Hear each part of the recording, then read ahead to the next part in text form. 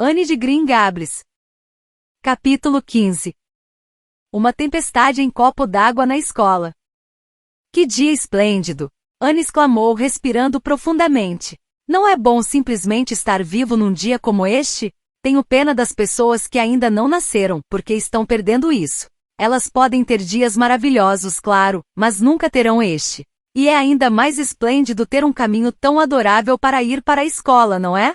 É bem melhor do que dar a volta pela estrada. Lá é tão quente e cheio de poeira, disse Diana, bem mais ligada ao lado prático das coisas, enquanto espiava a cesta onde levava seu almoço e calculava quantas mordidas cada uma ganharia se as 3 tortas suculentas e deliciosas de framboesa que ali estavam fossem repartidas entre 10 meninas. As garotas que frequentavam a escola de Avonlea sempre compartilhavam seu almoço, e aquela que comesse 3 tortas de framboesa sozinha, ou até mesmo as dividisse apenas com a melhor amiga, seria eternamente rotulada de terrivelmente mesquinha. Entretanto, quando as tortas eram repartidas entre as 10 meninas, o que cada uma recebia era apenas o suficiente para torturá-la com a vontade de comer mais. O caminho pelo qual Anne e Diana iam para a escola era bonito e agradável. Anne achava até que aqueles trajetos de ida à escola e volta para casa não poderiam ser melhorados nem pela imaginação, pois já eram perfeitos. Passar pela estrada principal não seria nem um pouco romântico.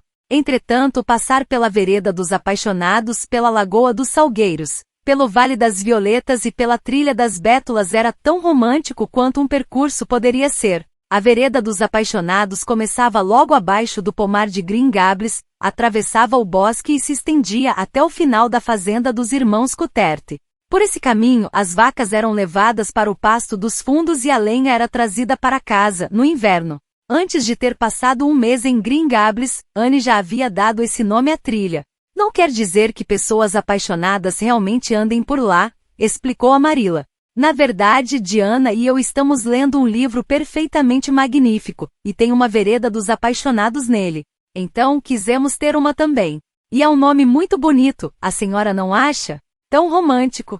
Sabe, podemos imaginar casais de namorados caminhando por ali. Gosto daquela vereda, porque lá a gente pode pensar alto sem ser chamada de louca. Começando sozinha o trajeto, de manhã, Anne descia a vereda dos apaixonados até o riacho.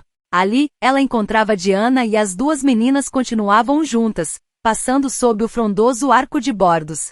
Bordos são árvores tão sociáveis, Anne comentou. Estão sempre farfalhando e sussurrando para nós. Depois chegavam a uma ponte rústica, deixavam a vereda, atravessavam o campo dos fundos da propriedade do Sr. Belry e passavam pela Lagoa dos Salgueiros. Em seguida vinha o Vale das Violetas, uma pequena área baixa e plana, à sombra do grande bosque do Sr. Andrew Bell. É claro que não tem violetas lá agora, Anne explicou para Marilla. Mas Diana me contou que na primavera aparecem milhões delas. Oh, Marilla, não podemos imaginar que estamos vendo todas elas? Isso quase me tira o fôlego. Chamei aquele lugar de Vale das Violetas. Diana fala que nunca viu ninguém com habilidade igual à minha para dar nomes elegantes a todos os lugares. É bom ter talento para alguma coisa, não é? Mas foi Diana quem batizou a Trilha das Bétulas. Ela quis, então deixei. Mas tenho certeza de que eu teria encontrado algum nome mais poético do que simplesmente Trilha das Bétulas. Qualquer um pode imaginar esse nome. E a Trilha das Bétulas é um dos lugares mais lindos do mundo, Marilla. E era mesmo. Outras pessoas além de Anne também pensavam assim quando por acaso se viam naquele caminho. Era uma trilha estreita e sinuosa, que serpenteava por uma colina longa e atravessava o bosque do Sr. Bell, aonde a luz do sol chegava filtrada por tantas tramas da cor de esmeraldas que a deixavam tão perfeita quanto um coração de diamante lapidado. Era margeada em todo o seu comprimento por bétulas jovens e finas, com troncos brancos e ramos flexíveis e ágeis. Além delas também havia samambaias, prímulas e lírios do vale silvestres, e ramos de flores vermelhas, de uma erva conhecida como uva de rato, cresciam espessamente ao longo de todo o caminho. Sempre havia um delicioso aroma picante no ar. A música criada pelo canto dos pássaros e o murmúrio e as risadas provocados pelos ventos do bosque ao baterem nas copas das árvores. De vez em quando, se quem fizesse esse trajeto estivesse em silêncio, era possível ver um coelho atravessando rapidamente o caminho, o que com Diana e Anne acontecia raramente. Lá embaixo no vale, a trilha acabava na estrada principal. Depois bastava subir a colina de abetos para chegar à escola. A escola de Avonlea era uma casa branca caiada com telhado baixo e janelas largas, imobiliada com confortáveis carteiras grandes e antigas, que podiam ser abertas e fechadas e em cujas tampas estavam gravadas figuras enigmáticas e as iniciais dos nomes de 3 gerações de crianças que a frequentaram. A escola ficava afastada da estrada, e atrás dela havia um bosque de abetos escuros e um riacho, no qual todas as crianças colocavam suas garrafas de leite logo de manhã, para que ele se mantivesse fresco e saboroso até a hora do almoço. No primeiro dia de setembro, Marilla viu, com muitos receios secretos, Anne partir rumo à escola. Afinal, Anne era uma menina tão esquisita. Como iria se relacionar com as outras crianças? E será que, de algum modo, ela conseguiria segurar sua língua durante as aulas? Porém, tudo correu de forma bem melhor do que Marilla temia. Anne voltou para casa no fim da tarde muito satisfeita. Acho que vou gostar dessa escola, anunciou. Mas não tive uma impressão muito boa do professor. Ele fica o tempo todo enrolando o bigode e olhando para Prissy Andrews. Ela já é uma moça, sabe? Tem 16 anos e está se preparando para a prova de admissão, no ano que vem, para a King's Academy, a faculdade de Charlottetown. Tilly Boulter disse que o professor está doidinho por ela. Prissy tem uma pele muito bonita, seu cabelo é castanho e cacheado, e ela usa penteados muito elegantes. Ela senta em um banco comprido no fundo da sala, e o professor também fica lá a maior parte do tempo, dizendo que é para explicar as lições para ela. Porém, Ruby Gillis falou que viu o professor escrever uma coisa na lousa dela, e que quando Prissy leu, ficou vermelha como um tomate e deu uma risadinha. Ruby afirmou que não acredita que aquilo tivesse algo a ver com a lição do dia. Anne Shirley, não quero ouvir você falar assim de seu professor outra vez. Marilla a repreendeu severamente. Você não frequenta a escola para criticar o professor. Suponho que ele possa te ensinar muitas coisas e seu dever é aprendê-las. Quero que entenda de uma vez por todas que você não deve voltar para casa contando histórias sobre ele. Isso eu não vou admitir, e espero que tenha sido uma boa menina na escola. Honestamente fui mesmo, Anne respondeu, tranquila. E nem foi tão difícil, como a senhora pode ter imaginado. Sentei perto de Diana. Nossas carteiras ficam ao lado da janela e através dela, podemos ver o Lago das Águas Brilhantes. Tem muitas meninas interessantes na escola e nos divertimos esplendidamente na hora do almoço. É tão bom ter um tanto de meninas para brincar. Mas é claro que eu gosto mais da Diana e sempre vou gostar. Adoro a Diana. Oh, Marilla, estou terrivelmente atrasada em relação aos outros alunos. Todos estão no 5º livro de leitura, e eu ainda estou no 4º. Sinto que isso é uma espécie de vergonha. Mas nenhum deles tem uma imaginação tão fértil como a minha, logo percebi isso. Hoje tivemos aulas de leitura, geografia, história do Canadá e um ditado. O Sr. Phillips falou que minha ortografia é lamentável, e levantou minha lousa lá na frente para todos verem que ela estava cheia de correções. Fiquei arrasada, Marilla. Ele poderia ter sido mais gentil com uma estranha, eu acho. Ruby Gillis me deu uma maçã e Sofia Sloane me emprestou um cartão cor-de-rosa adorável, onde está escrito, posso visitar você?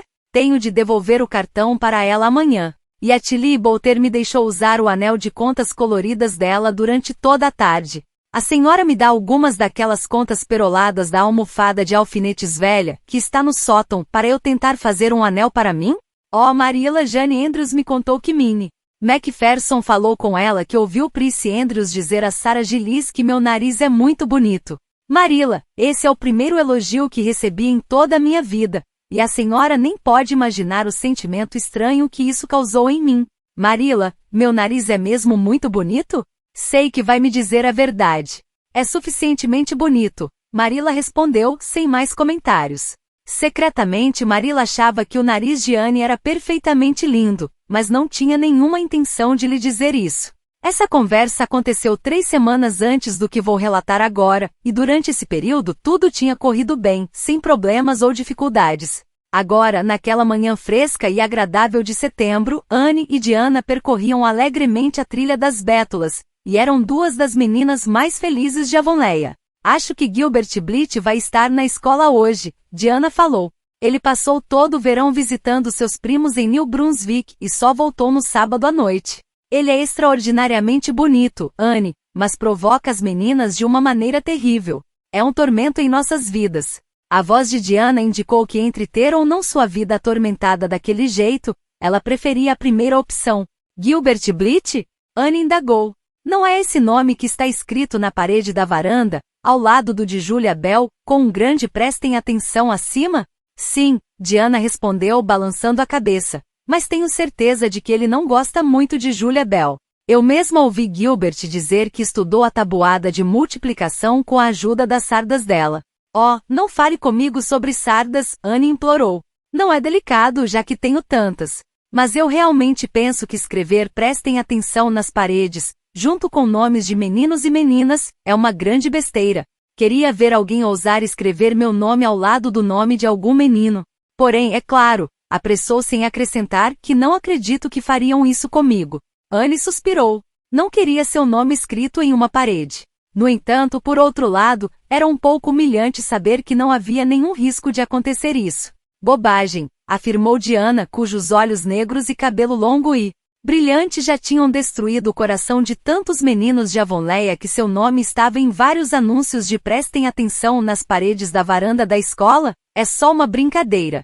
E não fique tão certa de que seu nome nunca vai ser escrito lá. Charles Sloane está doidinho por você. Ele contou para a própria mãe, veja bem, para a mãe dele, que você é a menina mais inteligente da escola. E que isso é melhor do que ser bonita. Não, não é, disse Anne.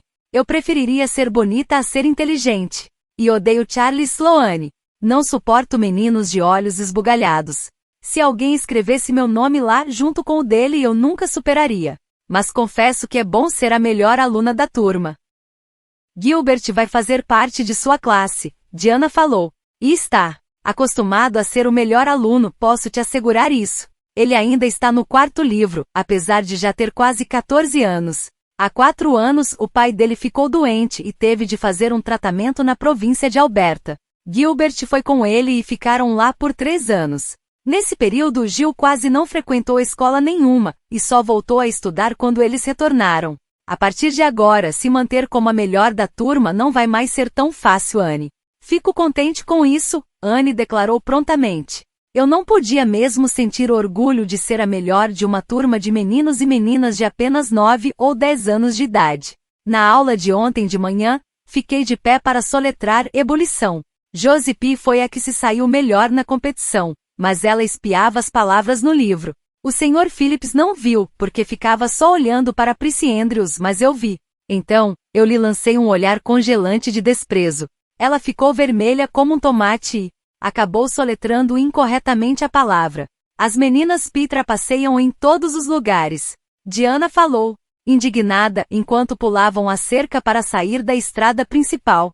Ontem Gertie P teve o atrevimento de colocar sua garrafa de leite no lugar da minha, no riacho. Acredita nisso? Não estou mais falando com ela. Quando o Sr. Phillips estava no fundo da sala, ouvindo Prissy Andrews falar latim, Diana sussurrou para Anne.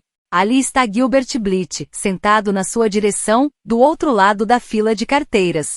Olhe para ele e veja se não acha que é bonito. Anne olhou para onde Diana tinha indicado. Teve uma boa oportunidade de fazer isso, pois Gilbert Blythe estava distraído, prendendo furtivamente com um alfinete a trança longa e loura de Ruby Gillis, que estava sentada à sua frente no encosto da carteira dela. Era um garoto alto, com cabelo castanho cacheado, olhos também castanhos e bastante astutos, e tinha nos lábios um sorriso provocante. Naquele exato momento, Ruby Gillis tentou se levantar para mostrar uma soma ao professor e com um gritinho estridente caiu de volta no assento, acreditando que seu cabelo tinha sido arrancado pela raiz. Todos olharam para a menina, e o Sr. Phillips pareceu tão zangado que Ruby começou a chorar. Gilbert já tinha escondido o alfinete e estudava sua lição de história com a expressão mais séria do mundo. Entretanto, quando a agitação diminuiu, ele olhou para Anne e piscou, com indescritível ar de brincadeira. Acho que seu Gilbert Blythe é bonito, Anne confidenciou para Diana. Mas penso também que ele é muito atrevido. Não é uma boa atitude um garoto piscar para uma menina que ele não conhece. Porém, foi só à tarde que as coisas realmente começaram a acontecer. O Sr. Phillips estava em um canto no fundo da sala, explicando um problema de álgebra para Prissy Andrews, e os outros alunos faziam o que queriam, comiam maçãs, sussurravam, desenhavam figuras em suas lousas ou guiavam grilos amarrados a pedaços de barbante para um lado e para outro entre as carteiras. Gilbert Blythe tentava atrair a atenção de Anne Shirley, sem obter nenhum sucesso porque, naquela altura, ela estava totalmente distraída, alheia não só à simples existência de Gilbert Blythe, como também à de qualquer outro aluno da escola de Avonlea, e até mesmo a da própria escola de Avonlea. Com o queixo apoiado nas mãos e os olhos fixos na vista azul do lago das águas brilhantes que a janela do oeste lhe oferecia, Anne estava distante, em uma linda terra de sonho, não escutando nem enxergando nada exceto suas próprias e maravilhosas visões. Contudo, Gilbert Blythe não estava habituado a tentar atrair a atenção de uma garota e fracassar. Aquela menina Shirley de cabelo vermelho, queixo proeminente e olhos grandes, diferentes dos de qualquer outra menina da escola de Avonlea, tinha de olhar para ele. Então, atravessou o espaço entre as filas de carteiras, pegou uma das longas tranças ruivas de Anne, esticou-a no comprimento de seu braço e disse, com um sussurro penetrante: "Cenoura! Cenoura!" Anne olhou para ele enfurecida. E fez mais do que simplesmente olhar. Levantou-se rapidamente com suas belas fantasias irremediavelmente arruinadas, e lançou um olhar indignado para Gilbert, e naquele segundo, o brilho furioso de seus olhos foi repentinamente transformado em lágrimas igualmente furiosas. "Menino maldoso e desprezível!" exclamou revoltada.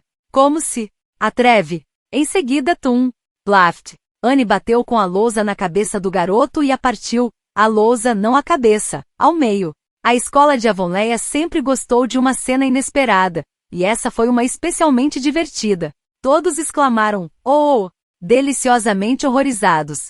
Diana suspirou. Ruby Gillis, que tinha uma tendência ao histerismo, começou a chorar. Tom Sloane deixou seu time de grilos escapar completamente de seu controle, enquanto observava boquiaberto o acontecimento. Com passos largos, o Sr. Phillips se aproximou de Anne e pôs a mão pesadamente sobre o ombro dela. "Anne Shirley, o que significa isso?", perguntou bastante zangado. Anne não respondeu. Era esperar demais, de uma pessoa de carne e osso, que ela dissesse, diante de todos, que tinha sido chamada de cenoura. Foi Gilbert quem falou corajosamente. "A culpa foi minha, Sr. Phillips. Eu provoquei a menina." O Sr. Phillips não deu nenhuma atenção a Gilbert. "Lamento muito ver uma aluna minha exibir um temperamento e um espírito vingativo como esses", falou solenemente, como se o mero fato de ser aluno dele devesse necessariamente erradicar todos os sentimentos ruins do coração de pequenos mortais imperfeitos. "Anne, vá para o estrado em frente ao quadro negro e fique lá durante o resto da tarde." Anne teria preferido infinitamente uma punição corporal a esse castigo, que fez com que seu espírito sensível tremesse como se tivesse recebido uma chicotada. Com o rosto pálido e um ar decidido, ela obedeceu. Então o Sr. Phillips pegou um giz e escreveu no quadro, acima da cabeça dela: "Em Shirley tem um temperamento muito ruim. Shirley tem de aprender a se controlar." Em seguida, ele leu essas palavras em voz alta, de uma forma que até os alunos do primeiro ano, que ainda não sabiam ler, as entendessem.